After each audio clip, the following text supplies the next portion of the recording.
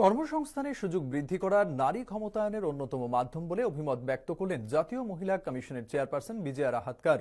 3 দিনের ত্রিপুরা সফরকালে আজ তিনি গোমতী জেলার উদয়পুরে নারী ও শিশু সুরক্ষা, মহিলা কল্যাণ এবং সরকারি পরিষেবার অগ্রগতি নিয়ে পর্যালোচনা করেন।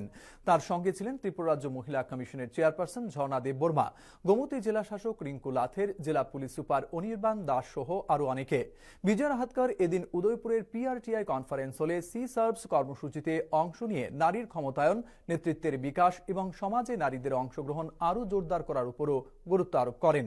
শেষে দূরদর্শনকে এক সাক্ষাৎকারে বিজয়া রাহাতকার বলেন, বর্তমানে সশস্ত্র বাহিনী, প্যারামিলিটারি ফোর্স ও পুলিশে মেয়েদের জন্য বহু সুযোগ তৈরি হয়েছে। সি সার্ভস কর্মসূচির মাধ্যমে আবেদন প্রক্রিয়া, শারীরিক ও মানসিক প্রস্তুতি এবং পরীক্ষার পদ্ধতি সম্পর্কে অংশগ্রহণকারীদের অবহিত করা হয়।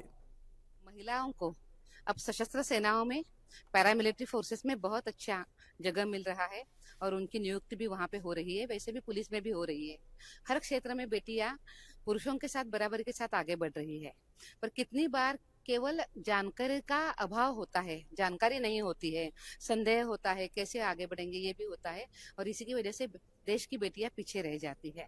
तो उनको इस कार्यक्रम के बारे में जानकारी मिले, किस तरीके से वो अप्लाई कर सकते हैं सशस्त्र सेनाओं में या उसी के साथ साथ हमारे पैरामिलिट्री फोर्सेस में, इसके बारे में वो फिजिकल फिटनेस, मेंटल फिटनेस और प्रत्यक्ष रूप में एग्जामिनेशन की तैयारी, उसके लिए कैसे तैयारी करनी है, इसके बारे में आज हमने यहाँ पे एक शी सर्व नाम का कार्यक्रम किया था।